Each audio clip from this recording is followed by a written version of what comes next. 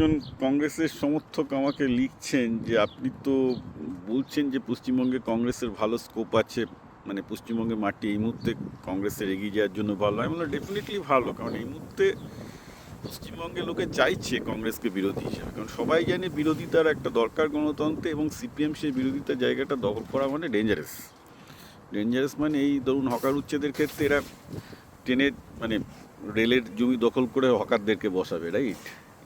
প্রতি বছর লোকে তো সিপিএমের যারা এখনো বেঁচে আছে তারা তো জানে যে কী পরিমাণ অত্যাচার হয়েছে পশ্চিমবঙ্গে সিপিএম এরিয়াতে।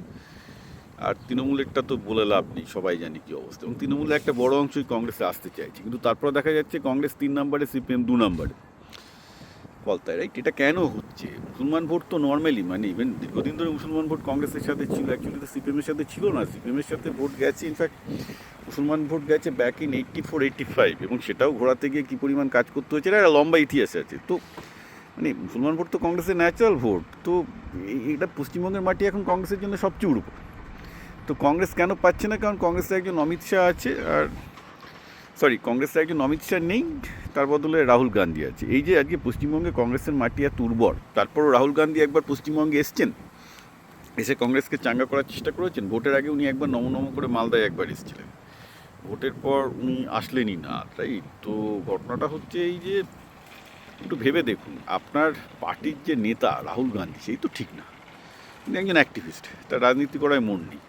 আজকে পশ্চিমবঙ্গে কংগ্রেস চাইলে পুরো বিরোধিতার জায়গাটা ফুল দখল করতে পারে, তো কী করে করবেন? আপনাদের যিনি নেতা রাহুল গান্ধী, তিনি অ্যাক্টিভিস্ট, তাই খারাপ আমি বলছি না, তিনি ভালো লোক, অ্যাক্টিভিস্ট, কিন্তু অ্যাক্টিভিস্টের পলিটিশিয়ান এক নয়। আপনাদের এই ডিফারেন্সটা বুঝতে হবে। তিনি আজকে পলিটিশিয়ান হলে পশ্চিমবঙ্গের যে আজকে সুযোগটা তৈরি হচ্ছে কংগ্রেসের এই ফলতার উপনির্বাচন থেকে ঝাঁপিয়ে পড়তেন, পড়ে তৃণমূলের সমস্ত প্রার্থী আজকে ব্রেকআওয়ে করতে চাইছে, তাদেরকে বুকে টেনে নিতেন, কারণ তাদেরকে বিজেপি নেবে না, রাইট?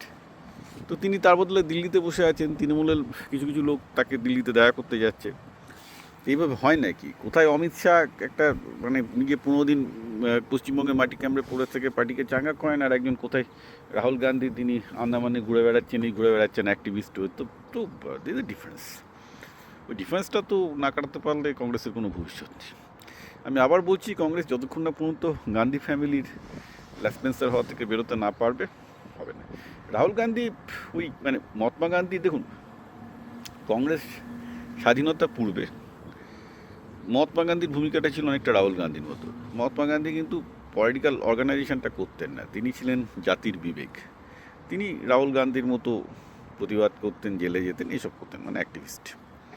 তাহলে পার্টিটা সামলাতে হচ্ছে অ্যাকচুয়ালি সর্দার বল্লভভাই প্যাটেল। পার্টিতে চাঁদা তোলা থেকে শুরু করে পার্টি অর্গানাইজেশন অ্যাকচুয়ালি প্যাটেলের হাতেই ছিল, যেই কংগ্রেসের হোক না কেন, যার জন্য প্যাটেলের সাথে নেতাজির সংঘর্ষ লাগলে নেতাজি আর টিকতে পারলেন না। তো ঘটনাটা হচ্ছে ওই রকম, কংগ্রেসে রাহুল গান্ধীর ভূমিকা মহাত্মা গান্ধীর মতো হোক, কিন্তু দলের সংগঠনটা তো একটা অমিত শাহর মতো কাউকে দরকার, যে ভোটে জেতার সংগঠনটা করতে হবে, সেটা তো নেই। এটা যতদিন না হচ্ছে আপনি কংগ্রেসকে নিয়ে মানে আশাবাদ, আমি কোনো আশা করতে পারছি না।